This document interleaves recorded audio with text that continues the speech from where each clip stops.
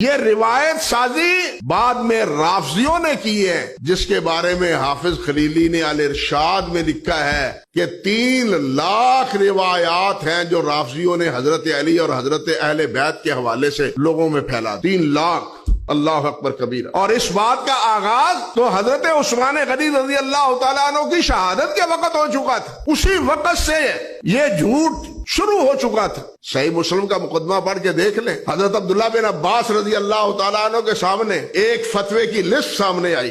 فتوے کس کے ہیں؟ حضرت علی رضی اللہ تعالیٰ عنہ کے۔ حضرت عباس دیکھتے ہیں، کچھ فتاووں کی تصدیق کرتے ہیں اور باقی فتاووں کے بارے میں کہتے ہیں کہ اگر یہ علی نے یہ فتوے دیے ہیں تو علی گمراہ ہو گیا ہے، معاذ اللہ ثم استغفر۔ حالانکہ حضرت علی گمراہ نہیں ہے، یہ فتوے دراصل ان کذابین نے حضرت علی کی طرف منسوب کر دیے تھے۔ یہ سلسلہ حضرت عثمان کی شہادت سے شروع ہوا ہے اور پھر بڑھتا ہی چلا گیا ہے۔